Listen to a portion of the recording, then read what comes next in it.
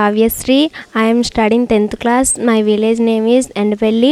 My school name is GTW AGHS School, Gangavaram. నేను చెప్పబోయేది శ్రద్ధ, ఏకాగ్రత, ఆత్మవిశ్వాసం, కృతజ్ఞత భావం గురించి. నేను ఒక కథను నేర్చుకున్నాను ఈ యోగా వల్ల. ఈ ధ్యానం వల్ల ఒక కథను నేను నేర్చుకున్నాను, అది నేను చెప్పబోతున్నాను. కౌరవులు పాండవులైన ఒక గురువు వాళ్ళకి వాళ్ళ శక్తి సామర్థ్యాల గురించి ఒక ఏకాగ్రత అయిన ఒక పరీక్ష పెట్టాలనుకుంటాడు. వాళ్ళని ఒక నిశ్శబ్దమైన స్థలానికి తీసుకువెళ్ళి వాళ్ళకు ఒక చెట్టుని చూపించి ఆ చెట్టు చివర కొమ్మలో ఉన్న ఒక పక్షిని చూపించి తన కనుగురుడ్డును కొట్టమని వాళ్ళను ఆదేశిస్తాడు. ప్రతి ఒక్కరు వెళ్ళిన తర్వాత నేను మిమ్మల్ని కనిపిస్తున్నానా అని ఆ గురువు అడుగుతారు.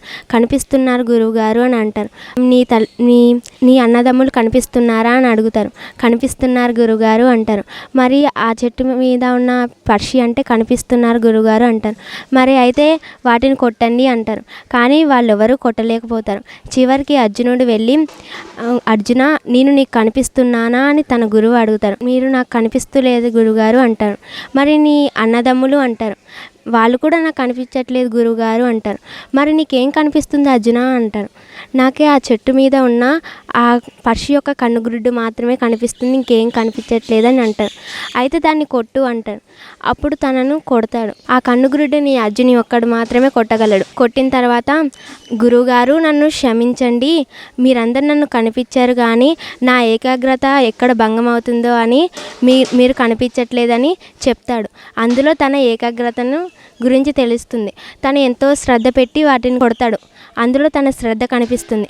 తను కొట్టగలడనే పట్టుదలతో తను కొడతాడు. అందులో తన పట్టుదల కనిపిస్తుంది. నేను ఈ జ్ఞానం వల్ల నేర్చుకున్నాను.